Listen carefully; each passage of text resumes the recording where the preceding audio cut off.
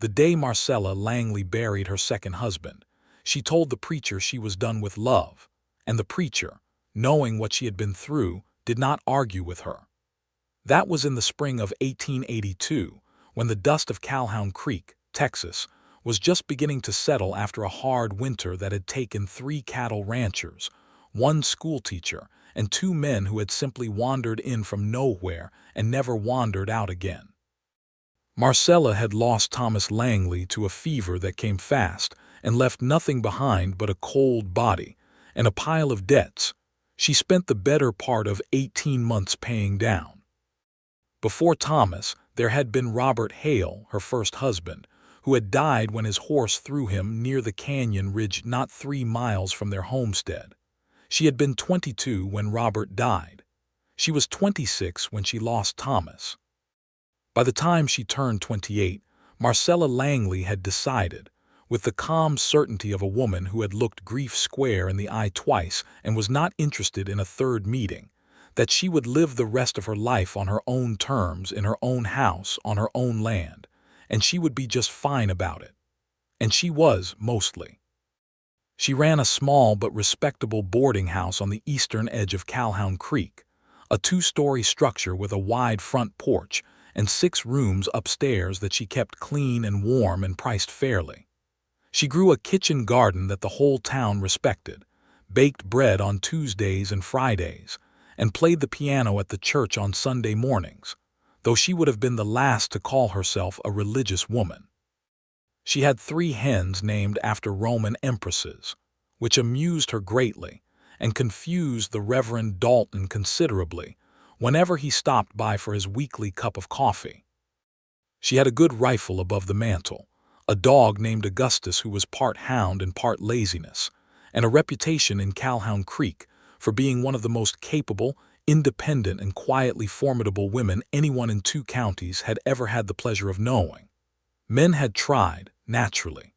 In the years after Thomas died, a rancher named Beaumont had asked for her hand with a bouquet of wildflowers and a sheepish grin. She had thanked him kindly and told him she was not in the market. A widower from the next town over had written her 3 letters, each more elaborately composed than the last. She had replied to all 3 with polite and firm refusals. By 1884, the men of Calhoun Creek had more or less accepted that Marcella Langley was not a woman who was going to be courted into anything, and they respected her for it, even if some of them did not fully understand it.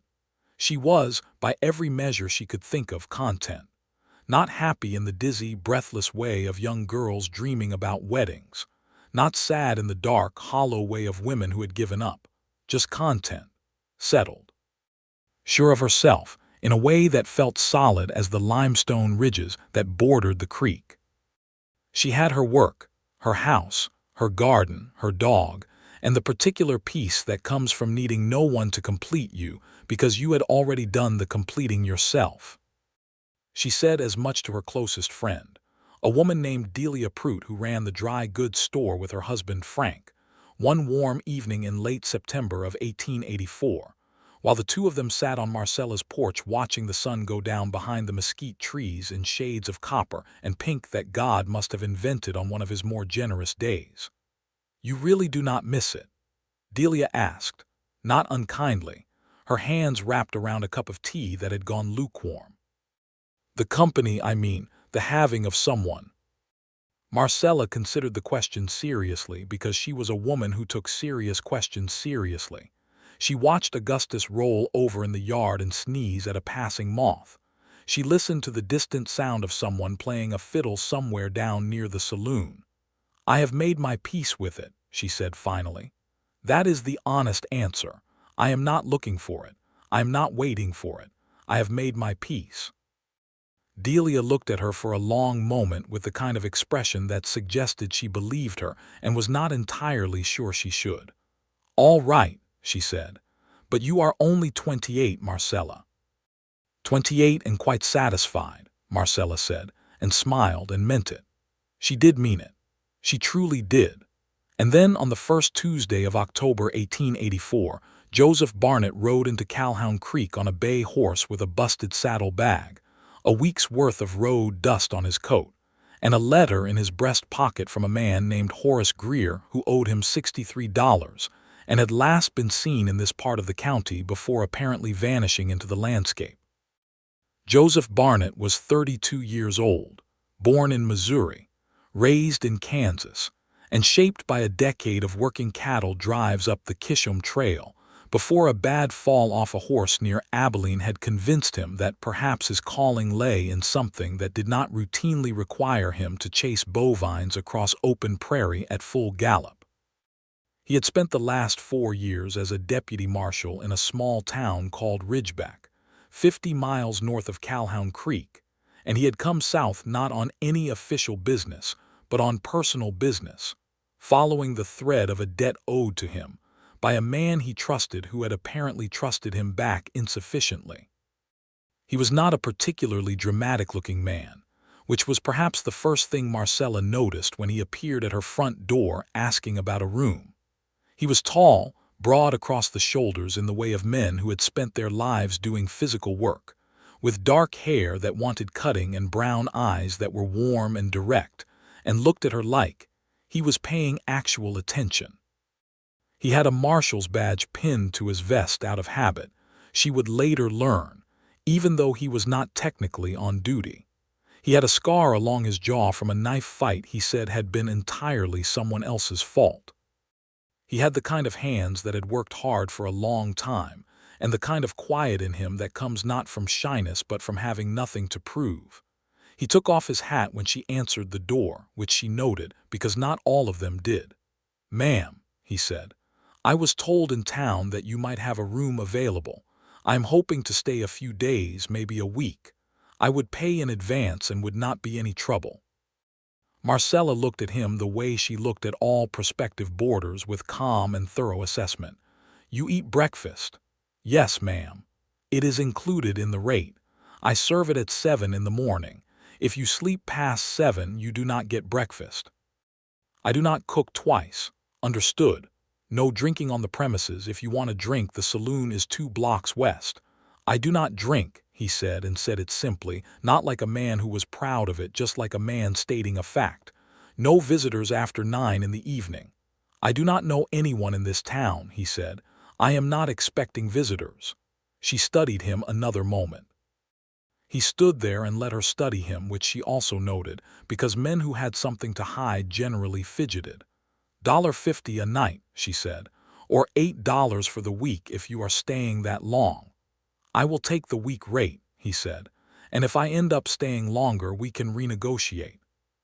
She stepped back and let him in. She put him in the corner room on the 2nd floor, the one that caught the morning light and had a small writing desk under the window. She showed him where the washroom was, where he could stable his horse around back, and where the towels were kept.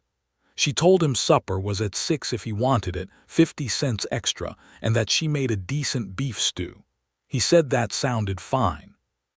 She left him to settle in, went back downstairs to her kitchen, and thought nothing particular of it. He was, she told herself, just another boarder. He was not just another boarder. She began to understand this gradually, the way you understand a change in whether not by any single sign but by the accumulation of small things. The way he was always up before 7, sitting at the kitchen table when she came in to start breakfast, not demanding anything, just sitting quietly with a cup of water and sometimes a book, and he would look up when she came in and say good morning like he was genuinely glad it was one. The way he helped clear the table after meals without being asked, stacking plates with the practiced efficiency of a man who had spent years on cattle drives where everyone pitched in or nobody ate. The way he talked to Augustus like the dog was a person, which Augustus clearly appreciated since the hound had taken to sleeping outside Joseph Barnett's door within 2 days of his arrival. He was looking for Horace Greer.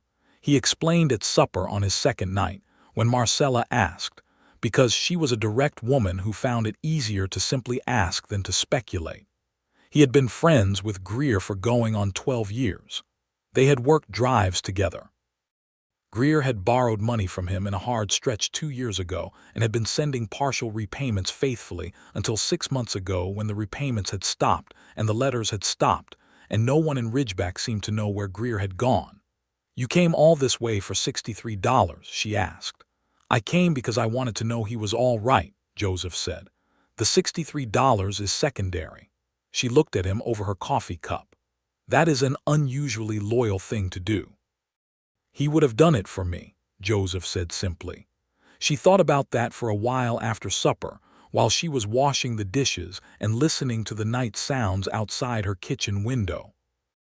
There was something about the straightforwardness of it that sat well with her. No embellishment, no attempt to make himself seem heroic, just a plain statement of how things were. She appreciated that.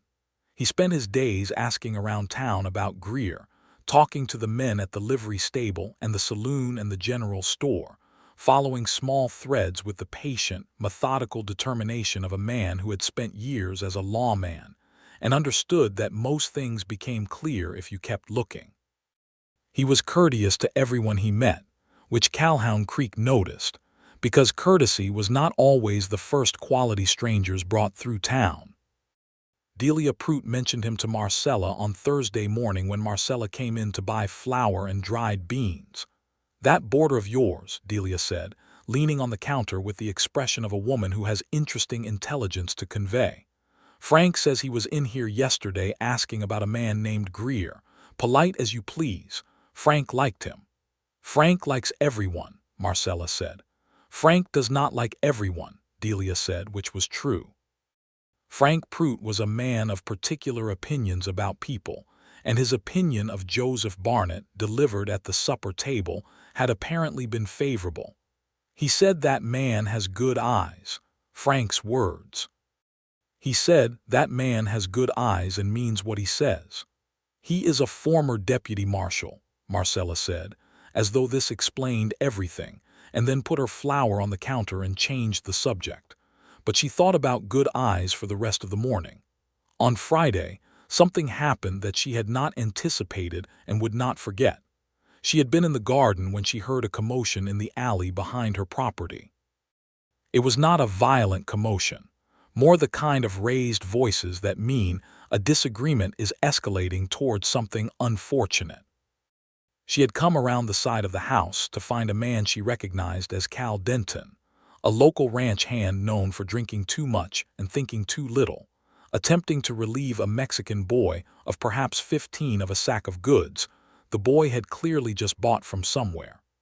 Cal was bigger than the boy by about 100 pounds, and was using that fact the way men of his particular disposition tended to use physical advantages. Before Marcella could say anything, Joseph Barnett came around the other end of the alley. He did not draw his gun. He did not shout. He walked up to Cal Denton with the unhurried certainty of a man who had handled exactly this kind of situation many times before, and he said, calmly and clearly, "I think that belongs to the boy.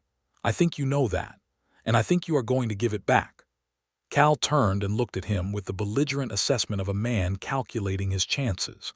Whatever he saw in Joseph's expression made the calculation come out unfavorably. He dropped the sack. He said something under his breath that no one attempted to hear clearly, and he walked away.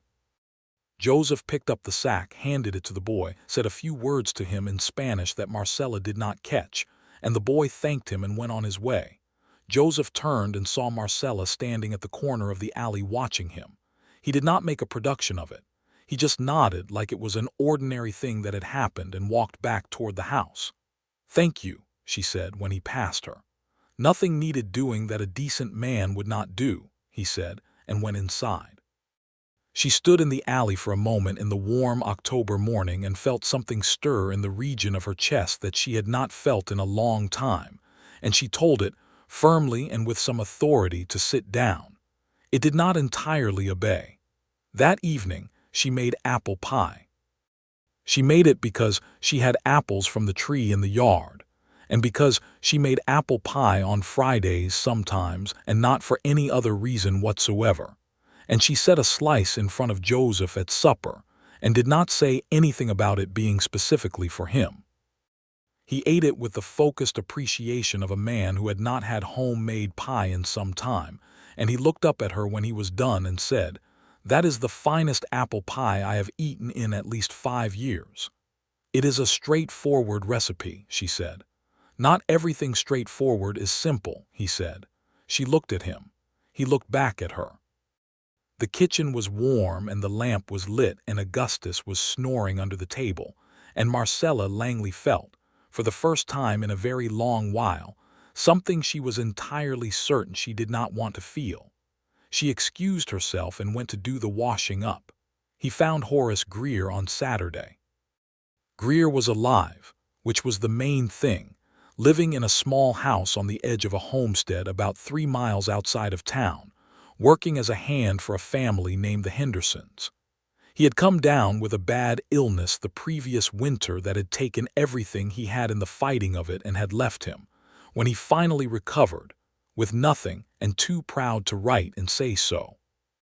He was 41, thin as a fence rail, and when he saw Joseph Barnett come riding up the Henderson Road, he stood in the yard and looked like a man who was not sure whether to laugh or apologize. Joseph got down off his horse and walked up to him and shook his hand and said, "You look terrible." "I feel considerably better than I did," Greer said. "Good," Joseph said, "because you owe me $63 and I do not intend to forgive it." And then he did intend to forgive it, because once Greer explained the whole of what had happened, Joseph looked at him for a long time and said, "All right, forget the money. Are you eating enough? You look like you need feeding."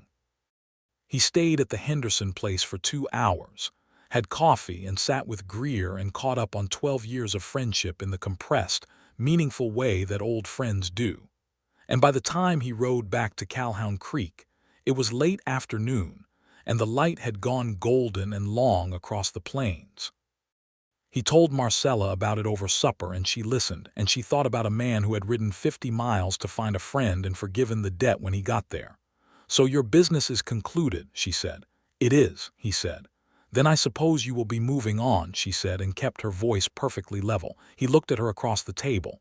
"I have a week paid through Monday," he said. "I thought I would stay out the week." "That is your right," she said. "You paid for it." He nodded and ate his stew and said nothing more about it. She could not have said precisely when the evenings on the porch became a regular thing. It began, she supposed, on Sunday evening when she came out after supper with her coffee and found him sitting in one of the porch chairs looking at the stars.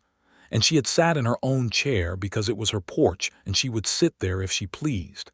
And they had talked, first about the town and then about the stars, and then about Kansas and Missouri and what the country looked like between here and there. And 2 hours had gone by without either of them noticing particularly. He told her about the Kishom Trail, about what it was like to drive cattle north for months at a time with the same men and the same routine, and the sky going on forever in every direction. He told her about Ridgeback and why he had left it, which was a quiet story about a town that had grown large enough to hire a full sheriff's department and no longer needed a deputy who had been holding things together with rope and good intentions for 4 years. He told her he had not entirely decided what came next. She told him about the boarding house, about why she had started it, about the garden and the bread and the hens named Livia, Octavia, and Messalina. And he laughed at that, genuinely, the kind of laugh that comes from the whole chest, and she found she liked the sound of it considerably more than was strictly advisable. She told him about Robert and Thomas, not in detail, but enough. She said she had loved them both and grieved them both and learned, the hard way and twice, that you cannot build your entire self around another person, because if that person goes, you find there is nothing left of you. So she had built herself, carefully and deliberately, into a person who stood on her own. He listened to all of it with complete attention, not the kind of attention that is waiting for its turn to speak, but the real kind, the kind that takes in what you say and holds it carefully before responding. "That sounds like wisdom hard won," he said. "Most of the real kind is," she said. "Are you ever lonely?" He asked. She considered the question with the same seriousness she gave all questions. "Sometimes," she said, In the way that weather is, it comes and it goes, I do not let it settle." He looked at her for a moment. The porch was lit by a lantern she had hung near the door, and the crickets were loud in the yard, and Augustus had put his head on Joseph's boot, which the dog did with people he had fully decided to trust. "That is a reasonable way to live," Joseph said. "I think so," she said. He did not push any further that evening, and she was grateful for it. Monday came and he did not leave. She did not ask him directly. He came to breakfast at his usual time, and after breakfast he said, "If you have another room or the same room open, I would like to extend my stay for a second week. I have no pressing business waiting for me in Ridgeback, and I find I like the town." "The town," she said, not as a question. "The town," he confirmed, and looked at her with those brown eyes that Delia had told her Frank had said were good, and she understood that they both understood something was happening and neither of them was saying it plainly yet. "$50 a night or $8 for the week," she said. "The week rate," he said. She wrote it in her ledger, and that was that. He began to be useful in ways she had not asked for. He rehinged the front gate, which had been sticking since spring, and which she had simply learned to lift and push at an angle to open. He patched a section of the fence along the garden where the boards had warped and were letting the local rabbits in. He did these things not ostentatiously, but quietly, in the way of a man who sees what needs doing and does it without waiting to be thanked. When she did thank him, he said, "The fence needed doing," as if that were reason enough. "You do not have to earn your room," she told him on Tuesday evening when she caught him stacking wood on the side porch. "I know I do not," he said. "I am doing it because it needs doing and because I have time, and it is not in my nature to sit idle when there is useful work in front of me." She looked at the neatly stacked wood and then at him. "How long are you planning to stay?" she asked. He set down the piece of wood in his hand and turned to face her. He was direct when he answered, which she was beginning to understand was simply how he was. "I am not sure," he said. "That depends on a few things."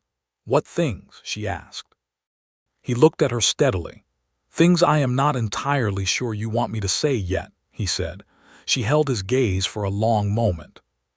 Her heart was doing something she had specifically instructed it not to do, which was that irritating rushing thing it had not done since before Thomas died.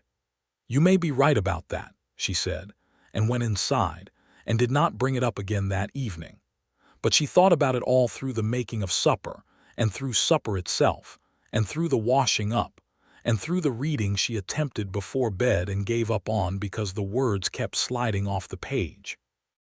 She lay in the dark listening to the sounds of the house, the creak of the boards, the distant coyotes, the slow, even breathing of Augustus at the foot of her bed, and she thought about a man who fixed gates and stacked wood and forgave debts, and stood between a boy and a bully without making a production of it. She thought about what it would mean to let herself want something again. She thought about the last 2 times and what they had cost her. She thought about being 28 and content and sure of herself. And then she thought, with a clarity that surprised her, that being sure of yourself and being open to something new were not actually opposites. That the woman she had built, the capable, steady, sufficient woman who stood on her own, did not become less herself simply by choosing, from that solid ground, to consider something more. But she was not ready to say any of that out loud. Not yet. On Wednesday of the second week, Calhoun Creek had a visitor of the unpleasant variety. His name was Arden Cole, and he was a man who had a history with the area that predated any of the current residents' comfort. He was not an outlaw in the full sense of the word, but he was the kind of man who occupied the border country between legal and otherwise, with the comfortable ease of someone who had been doing it long enough to know exactly how far he could go. He had a small band of rough men who worked with him, and they periodically came through the area looking for opportunities of the kind that respectable people preferred to avoid. Cole had apparently heard, through whatever channel such men use, that a former deputy marshal was in town. He rode in on Wednesday afternoon with 2 of his men and established himself at the saloon with the deliberate visibility of a man who wants to be noticed and known. Marcella heard about it from Delia, who had heard it from Frank, who had heard it from 3 different sources in the space of an hour. By supper time, the town had that particular quality of alert stillness it got when something unpleasant was in the offing. Joseph heard it from the liveryman when he went to check on his horse, and he came back to the boarding house with the calm, focused expression she was beginning to associate with a man who was doing the internal accounting of a situation. He sat down to supper and said, "I heard about Cole." "So has everyone," she said, setting his plate down. "Is he known to cause direct trouble in town, or does he generally keep it to surrounding properties?" "Both, depending on his mood and how much he has had to drink," she said, sitting down across from him. 2 years ago he and his men roughed up a homesteader outside of town over a property dispute that wasn't actually a dispute. It was just Cole wanting the man's land. Sheriff Aldridge ran them off, but they came back the following season. Where is Sheriff Aldridge now? He retired last spring. His replacement, Sheriff Carter, is young, 24. He is a decent young man, but he has not had to handle anything like Cole before. Joseph was quiet for a moment, eating thoughtfully. "I am not on official business," he said. "I have no legal authority in this county." "I know that," she said, "but I have a marshal's knowledge and some experience, and I am not going to sit in a boarding house and do nothing if this young sheriff needs support," he said. She looked at him. "I did not ask you to," she said. "I know," he said. "I am telling you what I am going to do, because you have been straight with me, and I intend to be straight with you." She appreciated that more than she could have easily articulated. "Be careful," she said, and it came out with more feeling than she intended. He looked at her across the table. "I intend to be," he said. He went to see Sheriff Carter that evening, and they had a long conversation that the young sheriff found, by all subsequent accounts, both helpful and reassuring. Joseph had a particular quality when dealing with people in difficult situations, a steadiness that was not coldness, a clarity that was not arrogance, and young Carter, who was decent but uncertain, absorbed the benefit of it gratefully. Cole and his men stayed in the saloon, making noise and trouble of the social variety, but they had apparently picked up the information, through whatever means they used, that there was a former deputy in town who had spent a decade on and around the Kisham Trail, and who had handled worse than Arden Cole in less favorable circumstances. By Thursday evening, Cole had ridden out of town with his men, heading south, without having done anything legally actionable, which was in many ways the best possible outcome. The town breathed out. Sheriff Carter found Joseph at breakfast on Friday morning to shake his hand. Marcella watched this from the kitchen doorway and felt something that was not quite pride but was adjacent to it. After Carter left, she poured Joseph his coffee and set it in front of him without comment. "Thank you," he said, "for the coffee, for not asking me to stay out of it," he said. "Some women would have." "I am not some women," she said. "No," he said, with such simple certainty that she had to turn back to the stove so he could not see her face. The second week ran toward its end, and with it came a clarity between them that had been building through all the small days of it. They had fallen into a rhythm that fit around the shape of each other's lives with an ease that would have been alarming to Marcella if she had let herself think about it too hard. He helped where help was useful and left her alone where she needed to be left alone, and he seemed to know the difference without being told, which she recognized as the rarest quality in any person regardless of gender. On Saturday evening, the second Saturday of his stay, they were on the porch again. The weather had shifted toward the cooler side of October, and she had brought a light shawl. He had his coat on. The stars were enormous, the way they got in the Texas sky when the air was clear and dry, and Augustus was doing his usual thing of pretending to sleep while actually watching for cats. They had been talking, and then had been comfortable in the kind of silence that does not need to be filled, and then he said, "Can I ask you something direct?" "You generally do whether you ask permission or not," she said, and meant it warmly. He looked at her. "You said something, your first night on the porch, about having made your peace with being alone." "I remember saying it," she said. "Did you mean it?" She considered very carefully. "I meant it when I said it," she said. I have been a solitary person by choice for going on 3 years, and I have not regretted it. But, he said, because there was a but and he had apparently heard it. She turned to look at him fully. The lantern light was warm between them and the night was very quiet, and she was aware that this was one of those moments that divides a life into before and after, and she had learned at some cost to recognize them. I have not changed my position, she said carefully. But I am aware that positions can sometimes be revisited in light of new information. He was quiet for a moment. He looked at her with that direct, honest gaze that she had come to find the most trustworthy thing about him. I have not made my peace with being alone, he said. I want to say that plainly. I have been alone for a good while and it has not suited me, and I am a man who knows what he wants when he encounters it. He paused. I am asking if you are open to renegotiating.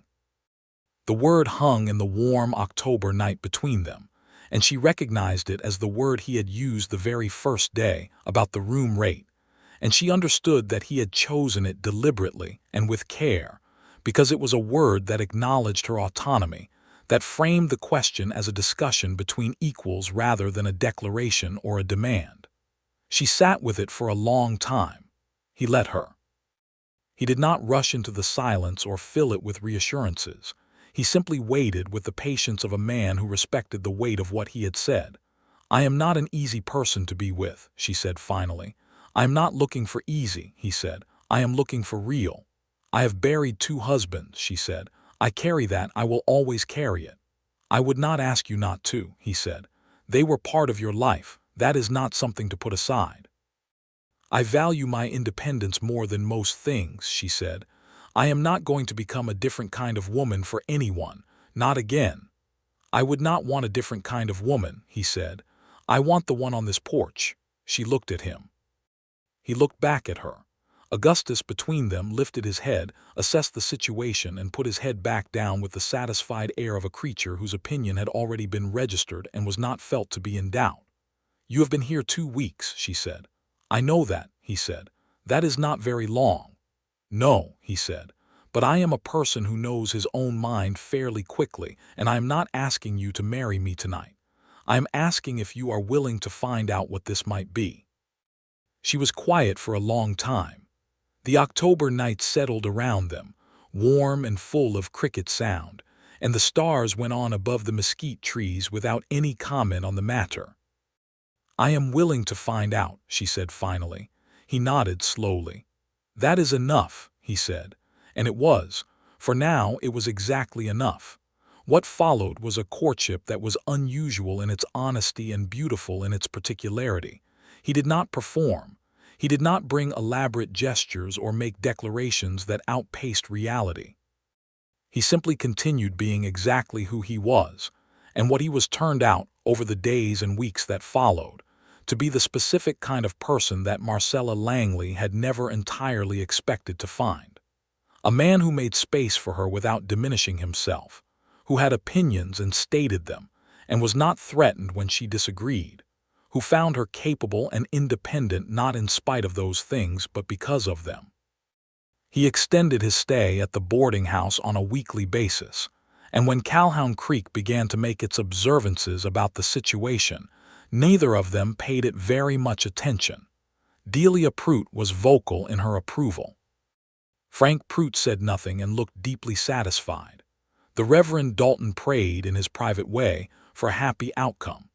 The men who had once considered courting Marcella Langley and been declined looked at Joseph Barnett with the specific mix of rueful recognition and honest goodwill that is the best outcome of such situations.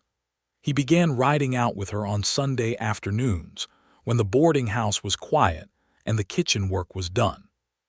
She knew the land around Calhoun Creek the way you know a place you have lived in and worked in for years, every ridge and draw and limestone outcropping, and she was an excellent rider, which impressed him, and which she was pleased to have impress him. They rode to the canyon ridge where Robert had died, and she showed him the view from the top, which was breathtaking in the way only the Texas hill country can be, and she told him that she came here sometimes not to grieve, but to remember. He stood beside her at the edge and looked out at the country spread below them, green and gold and brown in the October light, and he said nothing, which was exactly right. They rode to the creek itself, following it south to a wide pool where the water ran clear over white stones, and they sat on the bank with their boots off in the cool water like children, talking about everything and nothing with the ease of people who have found in each other an unusual comfort. In November, he asked about her bread on Tuesdays, and she began teaching him the recipe, or trying to, because he proved to have all the instincts of a man who understood cattle and lawbreakers, and had never spent significant time thinking about the behavior of yeast. His first attempt produced something she diplomatically described as a loaf of character. He laughed at that whole-chest laugh she had come to wait for without letting herself know she was waiting for it. He wrote to some contacts in Austin about work, because he was a man who needed useful employment and was beginning to think of Calhoun Creek as a place where he might put down something more than temporary roots. There was a possibility of a position as a county marshal in the district, a proper appointment, which would come with a salary and a badge and a mandate that extended to the whole county. He told her about it one evening with careful neutrality, watching her face, and she understood that he was not making assumptions about what her answer would be. "It would mean staying," she said. "It would mean staying," he confirmed. "If I wanted to take it." "What do you want?" she asked. "I want to know if staying would be welcome," he said, "before I decide anything else." She looked at him across the kitchen table where they had developed the habit of sitting with coffee after supper while the dishes dried on the rack. The kitchen was warm and smelled of the stew she had made and the wood in the stove and the faint clean smell of soap and water. This kitchen, this table, this lamp had been just hers for 3 years. She looked at them now with him in them and thought about what permanence might mean. "It would be welcome," she said. He wrote back to Austin. December came in cold and clear, and with it came Christmas preparations, which Calhoun Creek undertook with the particular enthusiasm of a small town that understands that celebration is how you get through hard winters. Marcella baked in quantities that alarmed even her usual standards. She made gingerbread and pecan pies and 3 kinds of preserves, and contributed 2 enormous fruitcakes to the church social, and Joseph appeared in the kitchen on multiple mornings offering assistance that was of variable usefulness and consistent goodwill. On the 15th of December, he made her a gift. He had been working on it in the evenings in the stable, and she had known something was being made but had not asked, because she respected private industry. It was a writing box, polished cedar, fitted with a small drawer and a slanted top surface that could hold paper and a small inkwell, sized for a woman's lap so she could write letters in the evening in whatever chair she chose. He had carved her initials into the corner, M.L., in letters that were careful and neat and must have taken considerable time. She sat with it in her lap for a long moment before she looked up at him. "You made this," she said.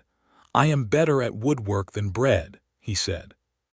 "This is very good work," she said, and ran her fingers over the initials. "I thought you might use it for correspondence," he said. "Since you are always writing at the kitchen table and the surface is not ideal." She looked at him. Her throat had done something inconvenient. "Joseph," she said. "Yes." "Thank you," she said, and meant the word in all its layers. He nodded, and she could see that he was moved too, which she appreciated, because it was a thing she had noticed about him, that he felt things genuinely and was not ashamed of it, which in her experience was not as common as it should be in anyone. She had made him gloves from the best wool she could find, brown and warm and made to his size, which she had measured by asking him to spread his hand flat on a piece of paper one evening under the pretense of determining if the dining table was wide enough for an additional chair. He had looked at her somewhat skeptically when she produced the pencil but had cooperated. He wore the gloves on Christmas morning and said they were the best he had ever owned. The Christmas social at the church was the most cheerful event Marcella had attended in years. She played the piano for the singing, and Joseph stood near the back and sang, which surprised her because she had not known he could. but he had a low, true voice that was not trained but was real and hit the notes without apology. When she caught his eye across the room during the second verse of a carol, he smiled at her, and she turned back to the keys with her cheeks warm and a happiness in her chest that she had almost forgotten the shape of. On Christmas night, they sat on the porch with the stars enormous above them and the cold sharp in the air, and they had wrapped themselves in heavy blankets and drunk hot coffee, and Augustus was an indignant lump against Marcella's feet because the cold was beneath his dignity. He said, "I have been happier these past 2.5 months than I have been in many years." She said, "So have I." He reached across the space between their chairs and put his hand on hers on top of the blanket, and she turned her hand over and held his, and neither of them said anything else for a long time.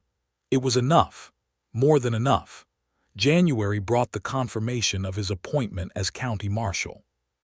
The letter came from Austin with the seal and the formal language and the schedule of pay, and he brought it to her at the kitchen table the morning it arrived and set it in front of her and waited while she read it. She read it twice. It was a real appointment, a good one, with real authority and a decent wage. "Well," she said when she had finished. "Well," he said, "are you going to take it?" "I am going to take it," he said. "I told you that was my intention when I heard from them." She folded the letter carefully along its crease and handed it back to him. "Then you will need a proper office," she said. "Building next to the feed store has been empty since the Whitmore family moved on. You might speak to the town council about it." He looked at her with an expression she was coming to love very much, a particular quality of warmth and humor combined. "Is that your way of saying you are pleased?" he asked. "It is my way of being practical," she said. "Because if you are going to be county marshal, you will need a place to work." "Congratulations, Joseph," he laughed. She smiled into her coffee. Augustus sneezed. In February, he asked her to walk with him on a Sunday afternoon, not on horseback but on foot, through the town and out along the creek path to the cottonwood grove that grew along the south bank. It was cold but clear, the sky a deep winter blue, and the cottonwood trees were bare but beautiful in their structure, all those reaching branches against the bright sky. He stopped walking when they reached the center of the grove. She stopped beside him. "I have been thinking about what I want to say for about 2 weeks," he said, "and I have not found a better way to say it than plainly." "Plain suits me," she said. "I love you," he said. "I have been in love with you since about the 3rd week of October, I think, though I suspect it started before that and I was slow to name it. I love the way your mind works, and the way you hold yourself, and the way you are honest about things that other people would soften. I love that you named your hens after Roman empresses. I love that you know your own mind and do not apologize for it. I love that you let me in, even though you had very good reasons not to, and I understand that it was not a small thing for you to do." He paused. "I am not asking for an answer to anything specific right now. I just needed you to know." She stood in the cottonwood grove and looked at him, this man who had ridden into her town on a busted saddle bag following a debt, and had turned out to be something she had stopped expecting to find. This man who fixed gates and forgave debts, and stood between boys and bullies and made cedar writing boxes and sang in low, true voice and asked her questions and listened to her answers and made space for her without taking up all the air in the room. "I love you too," she said. "I did not expect to. But here it is." He exhaled slowly, like a man who had been holding something carefully for a long time. He took her hand. She held it. They stood in the cottonwood grove with the winter light coming blue and clear through the bare branches, and they did not need to say anything more because everything necessary had been said. He kissed her there, in the cottonwood grove, his hand cupping her face with a gentleness that made her realize she had not been touched that gently in a very long time, and she put her hand over his and kissed him back with the full, honest feeling of a woman who had decided, from her solid ground, to step forward. Augustus, who had trotted along with them uninvited as was his custom, observed this development with the dignified lack of surprise of an animal who had known things were going this way since October and felt his opinion had been entirely vindicated. Spring came to Calhoun Creek in fits and starts. the way it always did. Warm days followed by late cold snaps followed by genuine warmth that finally stayed. Marcella's garden went in with the first real warmth of March, and Joseph helped, which was a different kind of help than the fence mending of the fall. This was the kind of help where two people are working side by side in the same soil toward the same things. And she noticed, turning to say something about the bean planting, that the sight of him with his coat off and his sleeves rolled up working in her garden had become the most natural thing in the world. His office was established by March, the building beside the feed store cleaned, and fitted out with a desk and a filing cabinet that had been shipped from San Antonio and a second chair for visitors. He took his duties seriously and was, in the opinion of everyone in Calhoun Creek and eventually the whole county, exactly the kind of lawman a place like this needed. Firm and fair, knowledgeable and calm, not given to cruelty or corruption, which were, in the Texas of 1885, not qualities to be taken for granted in men who wore badges. He dealt with everything from property disputes to cattle theft, to a particularly elaborate case of mail fraud, perpetrated by a man who had been running 3 separate identities in 2 counties, which took 3 months to fully unravel, and ended in a court case in San Antonio that Joseph testified at with the methodical precision of a man who kept excellent records. He came home from San Antonio to find Marcella had made a celebratory roast chicken dinner, and he sat down to it with the look of a man who has come home to exactly the right place. In April, she found him sitting on the porch steps one evening looking at something in his hands. She came out and sat beside him and looked. It was a small carved figure, a horse roughly made but clearly recognizable. He was working it with a small knife, improving the legs. "You carve," she said. "I have been trying to learn," he said. "I want to be better at it." She looked at the horse. It was better than it had any right to be for something he was learning. "Where did you pick that up?" "There was a man on the trail years ago," he said. "He could carve anything from any piece of wood. I watched him do it for 3 drives and picked up some of the basic ideas. I have been practicing." He turned the horse over in his hands. "I thought perhaps one day there would be a child who might like one." She went very still. He looked at her and there was something very careful and open in his face. "I am not rushing you," he said. "I am not assuming anything. I just think about the future sometimes, and in the future I think about there are children." She was quiet for a moment. The spring evening was mild and the air smelled of the garden she had planted and the creek running somewhere in the distance. "I think about it too," she said quietly. He looked at her with those good brown eyes. "Yes, yes," she said. He looked back at his carving. She leaned her shoulder against his arm. They sat on the porch steps in the April evening, and he carved, and she watched him carve, and the question that had been sitting between them for several months began to take on a different quality, less a question and more a direction. He proposed to her properly in May. He did it at the kitchen table, which was where they had had most of their best conversations, which she thought afterward was entirely like him to understand. He did not get down on one knee, though he looked like he had considered it. He sat across from her and he said, "Marcella, I would like to marry you. I would like to spend my life with you in this town, in this house, and build something real and lasting with you. I am not asking you to give anything up. I am asking if we can make something together." She had been ready. She had been ready since February in the Cottonwood Grove, if she was honest with herself, but she had taken her time arriving at the readiness because the readiness needed to come from the same solid ground she stood on, not from being swept away by it. "Yes," she said, "I will marry you."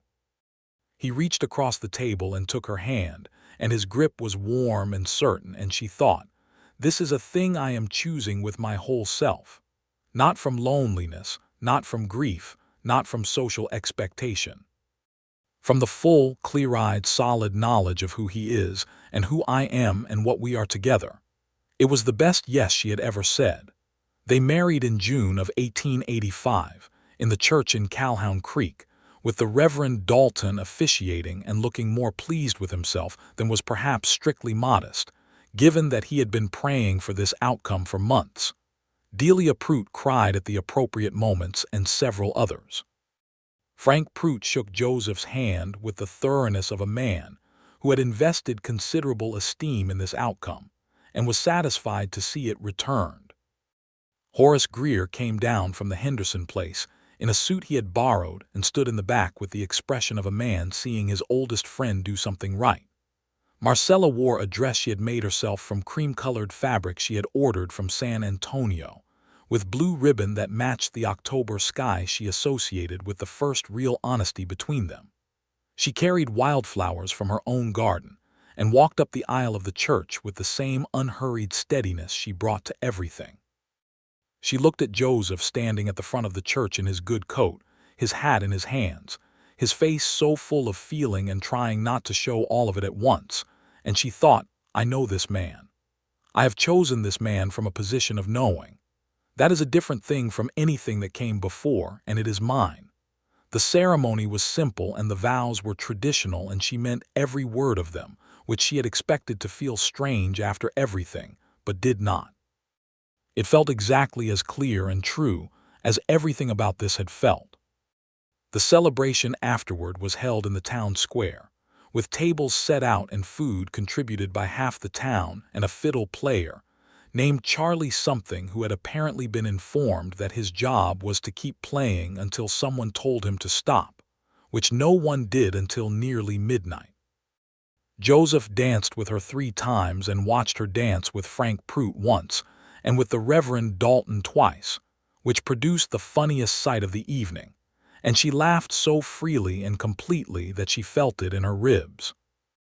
They stayed in the boarding house for their wedding night, in the corner room where he had first stayed, which she had kept as a guest room since she moved him into the larger back room in February, when they had decided, sensibly, that a county marshal could not go on living in a boarding house on a weekly rental basis, and that the largest room was the appropriate one for the man of the house, which had led to a brief and entirely good-natured argument about whether there was a man of the house in any formal sense given whose name was on the deed, which he had conceded with a grin, and they had settled on large back room resident, which satisfied everyone. They sat up late on their wedding night, she and Joseph, not in the corner room but on the porch, because they were porch people, because that was where they had found each other, and they sat with their chairs close together and his arm around her shoulders and her leaning into his warmth, watching the June stars wheel slowly overhead with the satisfaction of people who have found the right place. "How do you feel?" he asked. "Happy," she said. "Genuinely, straightforwardly happy." "Good," he said, and kissed the top of her head. "And you, the same," he said, "exactly the same." Summer in Calhoun Creek was hot as it always was, a dry, flat heat that pressed down from a sky gone pale blue-white, and Marcella and Joseph moved through it together with the easy domesticity of 2 people for whom cohabitation has revealed no terrible surprises, which is the best you can hope for and rarer than it should be. He drank the coffee she made at 6 in the morning before he went to the office. She left a noon meal for him at the boarding house, which continued to run with the same 6 rooms and the same standards, because she was not a woman who gave up her work when she married, and he had never suggested she should. In late August she told him she was expecting, and he stood in the kitchen where she told him and looked at her for a long moment with an expression she could not entirely decipher, and then he put his arms around her and held her with a care that was different from any embrace before it, careful and fierce at the same time. The way you hold something you understand fully is precious. "You are all right," he said against her hair. "I am perfectly well," she said. "I have told you, and now I would like my coffee." He laughed, and she felt the laugh move through his chest against her, and she held on for a moment more before she stepped back and reached for the coffee pot. "March," she said. "Approximately." "March," he repeated, like he was fixing it. He was, she learned over the following months, exactly the kind of expectant father she would have designed if she had been given the commission. He was attentive without being suffocating, concerned without being anxious in the kind of way that makes the woman feel she is carrying the combined weight of a pregnancy and a nervous husband. He took on additional tasks around the house as her energy changed with the seasons, did it without commentary, came home from the office in the evenings and sat with her on the porch in the October air, and they talked about names and rooms and the future with the particular intimacy of two people whose life is genuinely shared. The boy was born in March of 1886, exactly as anticipated, on a cold, clear morning when the winter was thinking about releasing its grip, and the birds were beginning to argue about it. He was born in the upstairs room with the help of Mrs. Clara Webb, who had attended more births in Calhoun Creek than anyone else, and whose calm competence in that role was the thing most universally celebrated about her. Joseph was downstairs for the duration of it, which was the custom and the sensible arrangement, pacing in a way that Augustus observed with deep suspicion from the kitchen corner. When Mrs. Webb called down that all was well, he took the stairs in a manner that suggested they had personally offended him by existing between the two floors. He stood in the doorway of the room and looked at Marcella, who was propped against the pillows with the child in her arms and the expression of a woman who has done something enormous and is not ready to discuss how enormous it was just yet. The baby was red-faced and emphatic about his opinions, which he was expressing in the way infants have always expressed opinions. "He looks angry," Joseph said. "He has just arrived somewhere new," Marcella said. "He is entitled to an opinion about it." Joseph crossed the room and sat on the edge of the bed and looked at his son, and his face did that thing again, that thing where all the feeling was present at once, and he was managing it with varying degrees of success. "Hello," he said to the baby, very quietly, the way you say something to a person you have not yet met but already know matters considerably. The baby, perhaps recognizing something in the voice, quieted fractionally. "He knows you," Marcella said. "He does not know anything yet," Joseph said, but he was smiling in a way that suggested he found this a deeply satisfying possibility regardless. They named him Thomas William Barnett. Thomas for Marcella's second husband, because she had loved him and he deserved to be remembered, and William for Joseph's father, who had been a good man in Kansas who had died before Joseph had come south. She had suggested Thomas without any preface or explanation, and he had looked at her for a moment and then said, "I think that is right," and that was that. Thomas William Barnett was a solid, cheerful baby who grew into a solid, cheerful small person with his father's brown eyes and his mother's particular quality of assessment. That way of looking at a situation before reacting to it that suggested an internal accounting was taking place. He walked early and talked early, and by the time he was 2 had strong opinions about the hens, whom he visited every morning with the dedication of a person with a professional obligation. Livia, Octavia, and Messalina tolerated his attentions with what Marcella described as Roman stoicism. The boarding house remained Marcella's domain and her income and her satisfaction, and she ran it through pregnancy and through motherhood, and through the years that followed with the same capable steady-handedness she had always applied to it, adjusting and adapting as needed, as she had always done. Joseph's position as county marshal was renewed and formalized by 1887, and he acquired a reputation in the district that was built on fairness and on a particular quality of decency that people in frontier towns noticed because it was not universal. There was a period in the fall of 1887 that tested them both, though it was not a test of each other. There was a drought that summer and fall that hit the ranching operations around Calhoun Creek hard, and with the drought came the specific desperation of men who have lost their livelihoods and have families to feed. And with that desperation came the kinds of situations that a county marshal has to navigate carefully, where the law and the human reality are not always pointing in the same direction. Joseph handled it with the wisdom she had come to expect from him, finding ways to work within his mandate that were technically correct and humanly decent, advocating to the county authorities for relief measures, connecting desperate families with resources where they existed. There was a case involving a homesteader named Rios who had taken some cattle that were not his because his children were hungry, and Joseph spent a week finding a resolution to it that kept the man out of prison and restored the cattle to their owner, and arranged for the Rios family to have enough food to get through the winter, which involved his own money and the goodwill of several ranchers, and a deal that no one involved was required to discuss publicly.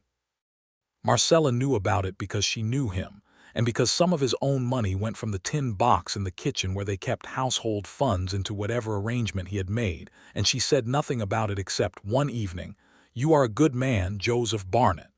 He looked faintly startled, as people sometimes are when a true thing is said plainly. "I just try to do what is right," he said. "Most people try," she said. "You manage it. There is a difference." He was quiet for a moment, and then he said, "I learned some of it from watching you." She raised an eyebrow. "From watching me run a boarding house. From watching you be exactly who you are without apology," he said. "From watching you hold yourself accountable and hold the people around you accountable and not pretend the world is something it isn't. That is a kind of integrity. It taught me things." She sat with that for a while, the way she sat with things that mattered. "Well," she said at last, "we are useful to each other." "In every way I can think of," he said.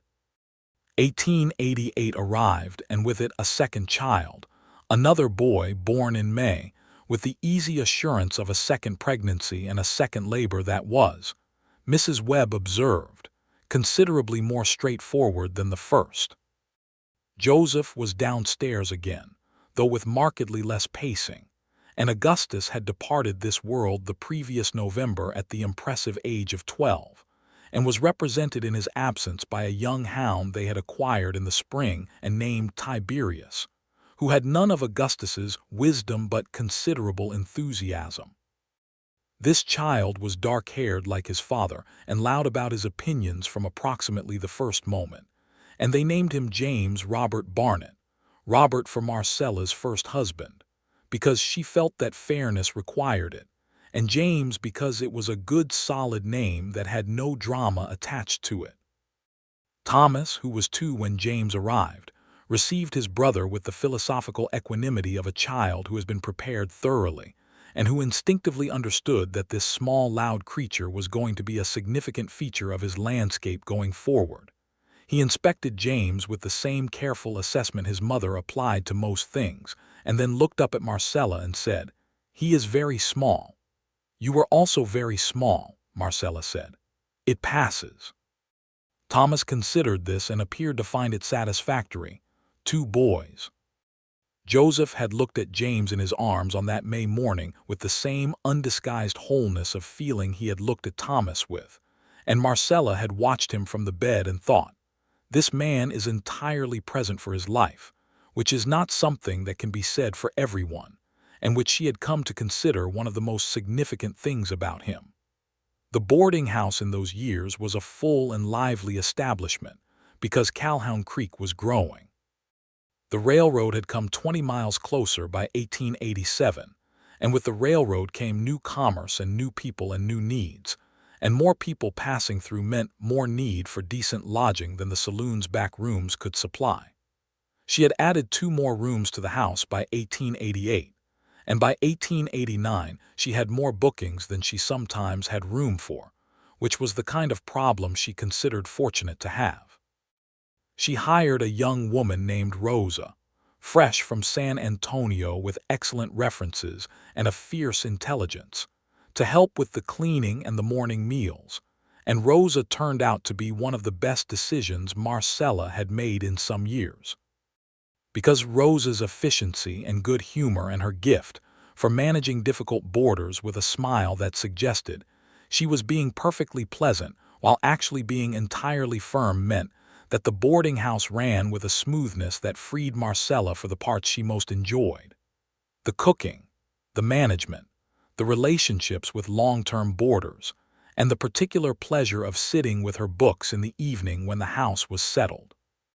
Thomas started school in 1889 and took to it the way his mother had taken to most things she tried, with focused engagement and a tendency to have opinions about things that surprised the teacher, who wrote to Marcella that Thomas was the most thoughtful child she had taught in 10 years, which Marcella read to Joseph at the kitchen table and which caused him to look insufferably pleased. "He gets it from you," Joseph said. "He gets the brown eyes from you," she said. "I suppose we divided the inheritance fairly." Life in Calhoun Creek in those years had the quality of something built well and maintained carefully. Not perfect, because nothing was, but solid and true and worth the work it took. There were hard days and cold winters and the ordinary difficulties of living on the frontier, where the land was beautiful and demanding in equal measure, and where the distances between people and resources meant that self-reliance was not a philosophy but a necessity. But there were also the spring mornings when the garden came up green and the air smelled like creek water and new earth, and the summer evenings when the whole family sat on the porch that had started all of this, the porch where she and Joseph had first spoken honestly to each other, and watched the sun go down behind the mesquite trees. Joseph's reputation as county marshal had by 1890 extended well beyond Calhoun Creek. He was known in the district capital as a man whose word was reliable, and whose reports were accurate, and whose judgment was sound, which in the political landscape of Texas law enforcement at the time was not a small thing. He was offered a promotion to a regional position in San Antonio in 1890, which would have meant more money and more authority and leaving Calhoun Creek, and he turned it down without drama or regret and told Marcella about it afterward. She looked at him. "You did not discuss it with me first." "I knew my answer," he said. "This is where we live, this is our home. The boys' school is here, your house is here, your work is here, and this community needs someone who knows it." He paused. "Was I wrong to decide without discussing it?" She considered him. "No," she said. "In this case you knew what I would have said." "What would you have said?" "That Calhoun Creek is home," she said. "Exactly what you said," he nodded. "Then we are in agreement." "We often are," she said, and meant it as the compliment it was. There was a moment in the autumn of 1890 that she would think about for a long time afterward, not because it was dramatic, but because it was true. She was in the garden in the early morning, before the household was entirely awake, doing the last of the fall harvest, the squash and the remaining peppers and the dried beans she would put up for winter. It was cool and the light was slant and golden, and she was kneeling in the garden soil with her hands in the earth when she heard the back door and looked up. Joseph came out with 2 cups of coffee, both of them. He crossed the yard and crouched down beside her and handed her a cup and stayed there beside her in the garden dirt, not saying anything, just present, just there. She held the warm cup and looked at him in the morning light. "What are you doing?" she said. "I have 20 minutes before I need to go to the office," he said. "I thought I would spend them here." She looked at this man. Her husband, the father of her sons, the marshal of her county, the person who had sat on her porch and asked if she was open to renegotiating. She thought about the 28-year-old woman who had sat on that porch in September of 1884 and told Delia Prout she had made her peace with being alone. She had meant it. She had been right as far as she went. She had been at peace. She had been content. She had been complete. And then she had become more than complete, which she had not known was possible, because you cannot know the shape of something you have not yet encountered. She reached over and put her hand on his arm, briefly warm. "Thank you," she said, "for asking." "For asking what?" he said. "That first night," she said, "on the porch, for asking if I was open to renegotiating." He looked at her with those good brown eyes. "You almost said no," he said. "I almost said not yet," she said, "which is not the same thing." He smiled. She smiled back. The morning was cool and golden around them, and the garden was full of everything she had grown. And in the house behind them, 2 small boys were beginning to stir with the particular energy of children for whom every morning is new. And somewhere in the yard Tiberius, the hound, was conducting his morning inspection of the perimeter, with the serious commitment of an animal who takes his responsibilities to heart. She drank her coffee in the garden beside her husband, and the life she had built with such care and such deliberateness, the one she had been so certain was complete on its own, held her gently and fully, and it was more than she had let herself expect, and she was grateful for every part of it. In the spring of 1891, she found out she was expecting again. She told him on a Tuesday evening, which was bread day, and she was still in her apron and there was flour on her hands, and he was sitting at the kitchen table with the county ledgers, and she said, "I believe we are going to need that third room finished before winter." He looked up. He looked at her hands, still white with flour. He looked at her face. He set down his pen. "When?" he said. "October," she said, "approximately." He stood up and came around the table and took her flour-dusted hands in his and held them and looked at her with the same fullness of feeling he had always brought to things that mattered. "How do you feel?" he said. "Fine," she said. "Entirely fine. I am a woman who has done this before and knows what she is doing. Now let me finish the bread." He laughed and kissed her and let her finish the bread, and she stood at the kitchen table working the dough with her hands, and felt the specific deep contentment of a life lived well, and thought nothing more needed to be said about any of it. The third room was finished by September. Joseph did much of the work himself over the summer evenings, with help on the heavier parts from Horace Greer, who had recovered his health and his finances by this point and came down from his situation north of town on weekends. It was a good room, slightly larger than the boys' rooms, with a window that caught the afternoon light and a closet Joseph had designed himself. He put a small carved wooden horse on the windowsill, the best one he had made so far, 5 years of practice having considerably improved his technique, and he said, "For whoever this turns out to be." The child born in October of 1891 was a girl. She was born on a Thursday, smaller than her brothers and louder than either of them, with a full head of dark hair and Marcella's eyes, which were a clear, steady gray that had always seen things whole. Joseph held her in the upstairs room while Marcella rested, this tiny, fierce creature who looked up at him with unfocused gray eyes and seemed unimpressed by the entire situation, and he said very quietly, "Hello, miss. We have been waiting for you." They named her Eleanor Rose Barnett. Eleanor for the sound of it and for Marcella's mother, who had been a strong and practical woman in Tennessee, whom Marcella had loved and missed. Rose because Joseph liked it, and because the rosebush in the garden had, on the morning of Eleanor's birth, put out one last late bloom despite the October cold, which they agreed was a sign even if neither of them was entirely the superstitious type. Thomas, who was 5, was reverent about his sister with a seriousness that was entirely characteristic. James, who was 3 and had been king of the younger children for long enough to have opinions about the arrangement, spent approximately 2 days reassessing his position before deciding, with the pragmatism of a small boy who is essentially good-natured, that Eleanor was interesting and that protecting her from things fell within his responsibilities.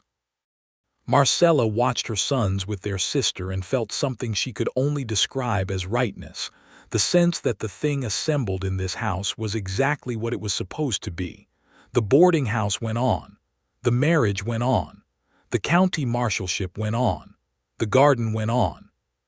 Calhoun Creek grew and changed and endured with the particular stubbornness of small frontier towns that have decided not to give up.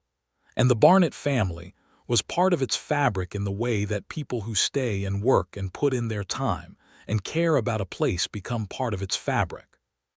In 1893, 9 years after Marcella had sat on her porch and told Delia Prout she had made her peace with being alone, Delia came by for tea on a Thursday afternoon, and they sat in the parlor, which had been the common room of the boarding house until Marcella had shifted the common room to the new addition, and drank their tea and listened to the sound of Eleanor playing in the garden outside and Thomas's voice somewhere directing operations with the authority of an 8-year-old who has decided he is in charge of something.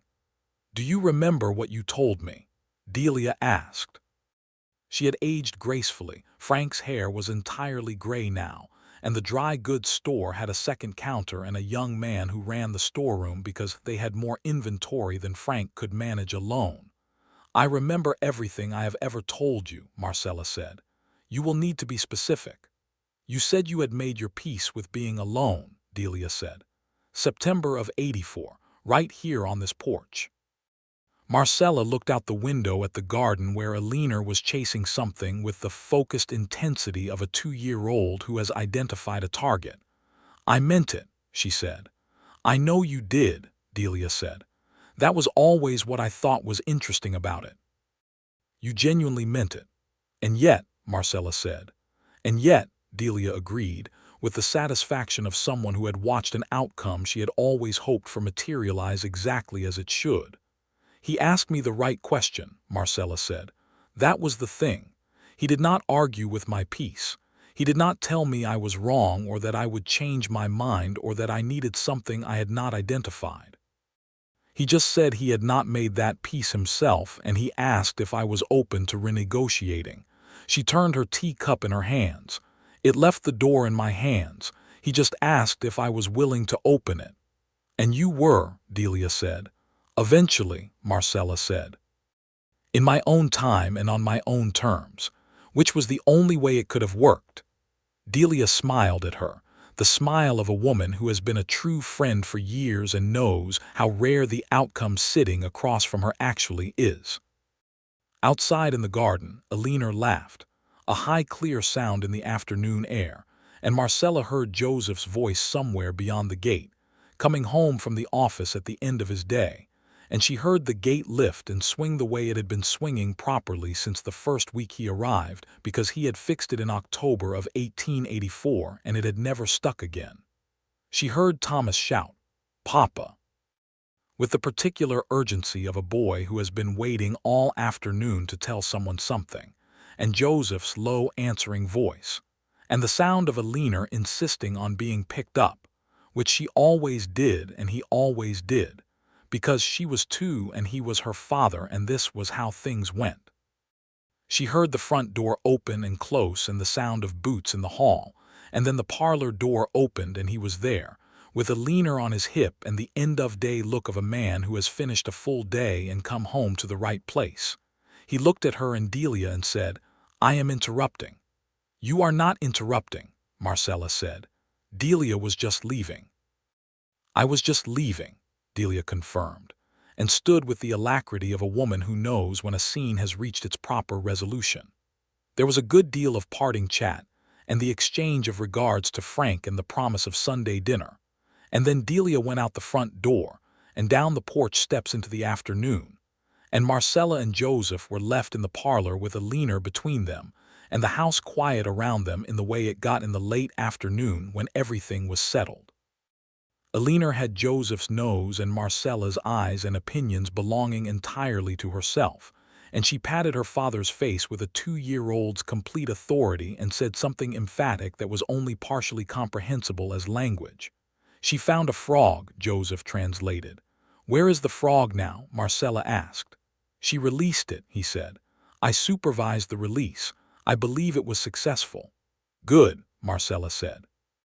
She stood up from her chair and came to him, and he shifted Alina to his other hip, and Marcella kissed her daughter's forehead and then looked up at her husband, the county marshal of this district, the man who had fixed her gate and forgiven a debt and stood between a boy and a bully, and made her a cedar writing box and proposed to her at the kitchen table, and held her sons on their first mornings, and built a room for their daughter in the golden summer evenings, and who had asked her, on a porch in October, one simple and perfect question. "How was your day?" she asked. "Good," he said. "Quiet, how was yours?" "Good," she said. "Delia came." "I noticed," he said. "You looked like you were having a real conversation." "We were," she said. "She was reminding me of something I said a long time ago." "What did you say?" She looked at him.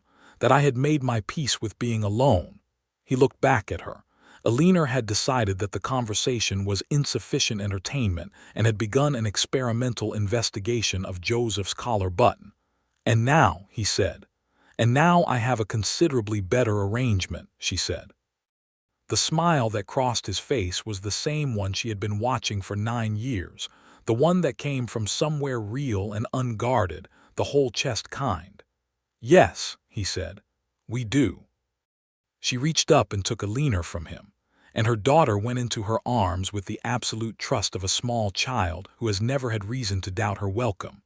And Marcella held her and felt the warm, small weight of her, and thought about all the peace she had made and all the negotiations she had entered, and how the woman she had built, that capable, certain, independent woman, was still entirely here, had not been diminished or replaced or forgotten, had simply been joined by the life she had chosen to add to herself, from the solid ground of knowing exactly who she was. The supper that evening was the usual kind, the boys loud about their days, Alina interested primarily in the bread, Joseph asking Thomas about school with the attention he always paid, Marcella watching her family around her kitchen table with the lantern lit, and the stove warm, and the night coming in cool and sweet through the open window. After supper, Thomas and James did the stacking of dishes because they were old enough to be useful, and Marcella had made clear from an early age that useful work was for everyone. Alina supervised from the floor, where she was conducting an investigation of Tiberius that the hound bore with patience. Joseph put the leftover food by and refilled the water pitcher and then poured 2 cups of coffee, and they went, as they always did, to the porch. The September evening was soft and the stars were beginning to come out over the mesquite trees, and the cricket sound was rising in the dark yard. They sat in their chairs, close together, his hand finding hers on the armrest between them the way it always did, automatic and sure. The house behind them held their children and their life, everything they had built together from a question asked on a porch in October. She held his hand in the September dark and listened to the night coming on around her and felt, in the deepest and most honest part of herself, the thing she had spent years learning to name precisely, not just contentment, not just peace, but fullness. The particular fullness of a life lived on your own terms that has expanded by your own choice to include something more. She had made her peace with being alone, and it had been a true peace, a real one, built on real ground. And then a man had come along who had not made that peace himself, and who had asked, simply and directly, and with the door left entirely in her hands, whether she was open to renegotiating. She was glad she had said yes. She was glad every single day. The stars came out in their full numbers above Calhoun Creek, and the lantern swayed slightly in the porch breeze, and from somewhere inside the house came the sound of Thomas telling James something important in the particular tone of an older brother who has information to convey, and Alina's intermittent commentary on matters only she fully understood, and Tiberius's tale on the floor. And Marcella Langley Barnett sat on her porch in the September of 1893 with her husband's hand in hers, and the life she had chosen full and warm around her. And she was, in every sense that mattered, entirely at home.